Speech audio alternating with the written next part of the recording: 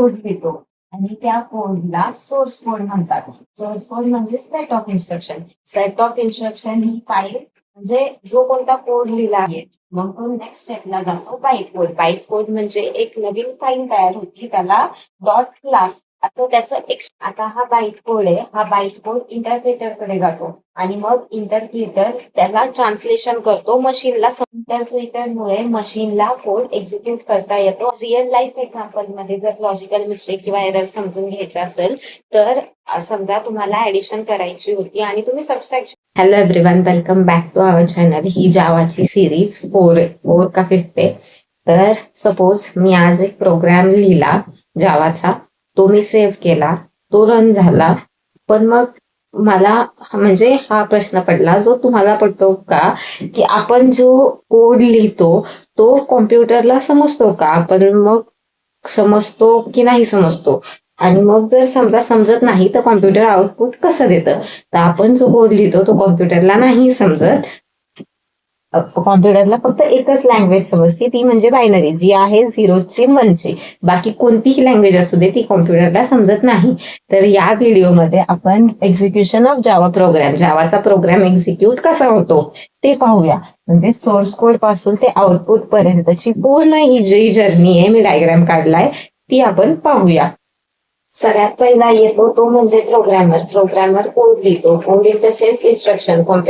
जसं writer book लिहितो, तो राईट करतो, तसं प्रोग्रामर इन्स्ट्रक्शन लिहितो. तर सेट ऑफ इन्स्ट्रक्शनला म्हणतात प्रोग्रामिंग.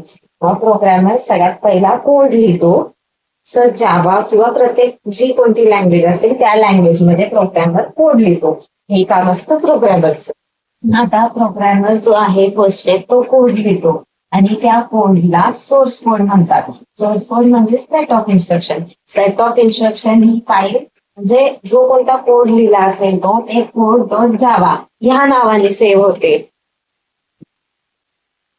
आणि तो जो सोर्स कोड आपण लिहिलेला असतो तोही मशीनला कळत नाही, बिकॉज मशीनला फक्त एकच लँग्वेज कळते, ती म्हणजे बायनरी, 0 आणि 1ची. दुसरी कोणतीही लँग्वेज कळत नाही. फर्स्ट काम असतं प्रोग्रामरचं, तो सोर्स कोड लिहितो, त्याला जे काही म्हणजे फाईल मी नाव सांग, समजा डेमो डॉट जावा, तर ते डेमो डॉट जावा ह्या नावाने सेव्ह होतं. आणि सोर्स कोड हा हाय लेवल लँग्वेज आहे. हाय लेवल लँग्वेज म्हणजे ह्युमन अंडरस्टँडेबल लँग्वेज. आता समजा आपण रिअल लाईफ एक्झाम्पल बघू. जसं इथं सेट ऑफ इन्स्ट्रक्शन लिहिलेलं आहे ते ह्याला कळत नाही. म्हणजे मी जर मराठीतून बोलले आणि तुम्हाला फक्त इंग्लिशच कळतं तर कम्युनिकेशन होणार नाही. त्यासाठी मध्ये आपल्याला कोणीतरी ट्रान्सलेटर लागतो. तर मग तसंच कॉम्प्युटर म्हणजे प्रोग्रामरचं source of code set of instruction लिहितो, ते कॉम्प्युटरला कळत नाही, कारण की त्यांना फक्त बायनरी लँग्वेज कळते, 0 आणि 1ची. तर मग ते त्यांना समजून कॉम्प्युटरला समजून सांगायला मध्ये ट्रान्सलेटरचे काम करतो. तो म्हणजे पुढे बघू आपण व्हिडिओ. तर इथं कंपायलरची एंट्री होते. कंपायलर म्हणजे एक सॉफ्टवेअर आहे जे काय करतं, हे जो कोड लिहिलेला आहे तो कोड चेक करतो की चेक म्हणजे बरोबर आहे का नाही. आता समजा आपण कोणता तरी एक लाईन लिहिली, हॅलो वर्ल्ड किंवा system dot out dot print, आणि पुढे त्याच्या काहीतरी लिहिलं, पण मग तिथं एंडला सेमिकोलन दिलाय का नाही, तो डबल ब्रॅकेट्स जे आहेत ते कम्प्लीट केलेत का नाही, त्याच्या आधी इन्स्ट्रक्शन दिली का नाही, सेमिकोलन वगैरे हे सगळं चेक करतं. आणि मग ते सगळं चेक करून झाल्यावर ते एरर थ्रो करतं जर काही प्रॉब्लेम असेल तर.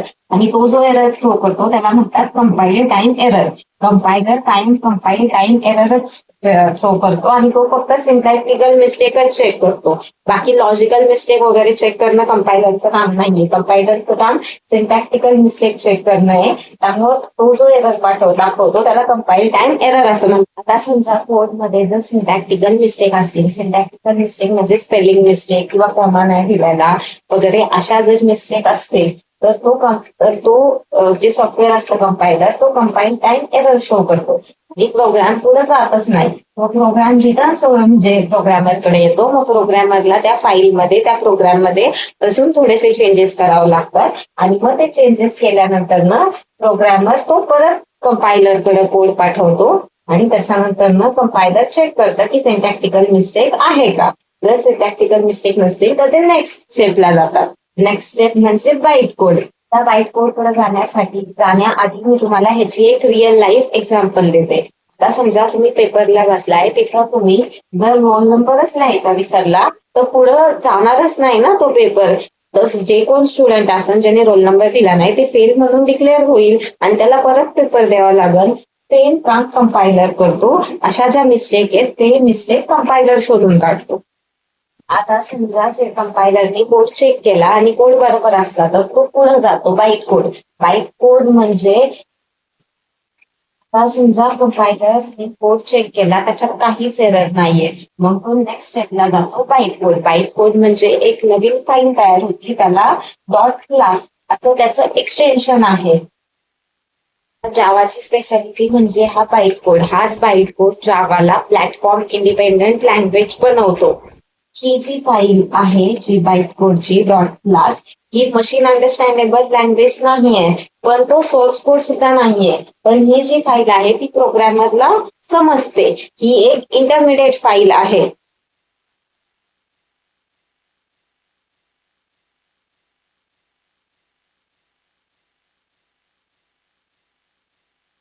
ज्याचं एक्सटेन्शन डॉट क्लास म्हणून आहे.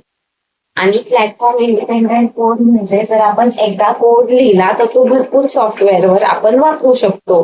तर की याच्यात एकदा लिहिला म्हणजे काही काही आहेत, आता ऍपलचं जे आहे ते फक्त ऍपललाच होतं, पण सॅमसंगचं कसं एकदा हे केलं तर ते प्रत्येक फोनला आपण वापरू शकतो. सेम आहे तसं बाईट कोड. आता हा बाईट कोड आहे, हा बाईट कोड इंटरप्रिटरकडे जातो आणि मग इंटरप्रिटर त्याला ट्रान्सलेशन करतो मशीनला समजेल अशा कोडमध्ये. इंटरप्रिटरमुळे मशीनला कोड एक्झिक्यूट करता येतो आणि आपल्याला आता समजा रिअल लाईफ एक्झाम्पल द्यायचं म्हटलं तर दोन लोक आहेत, मी मराठी बोलते ते इंग्लिशमध्ये बोलतात जे समोरचे आहेत ते, तर मग आम्हाला ट्रान्सलेटर पाहिजे ना कोणतरी, बिकॉज कळणारच नाही कोण काय बोलते, ना त्यांना कळणार ना मला कळणार. तर तसं तिथं आहे, जो सेट ऑफ इन्स्ट्रक्शन जो कोड आपण लिहितो तो मशीनला कळत नाही आणि मशीन ते प्रोग्रामरला कळत नाही. मग इंटरप्रिटर जे आहे ते ट्रान्सलेटरचं काम करतं. सिम्पल लँग्वेज मध्ये सांगायचं म्हटलं तर इंटरप्रिटर ट्रान्सलेटर आहे दोन ह्यांचं मधी हे करायला, म्हणजे प्रोग्रामर ज्या लँग्वेज मध्ये कोड लिहितो ते तो ट्रान्सलेट करून हे मशीनला सांगतो आणि मशीनचं जे काय आहे ते प्रोग्रामरला कळतं. आता लॉजिकल मिस्टेक किंवा लॉजिकल एरर समजून घेऊ.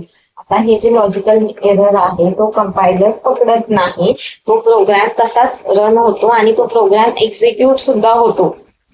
रिअल लाईफ एक्झाम्पल मध्ये जर लॉजिकल मिस्टेक किंवा एरर समजून घ्यायचं असेल तर समजा तुम्हाला ऍडिशन करायची होती आणि तुम्ही सबस्ट्रॅक्शन केली तर तो प्रोग्राम रन होईल, पण एरर चुकीचा येईल. ह्याला म्हणतात लॉजिकल एरर किंवा लॉजिकल मिस्टेक्स.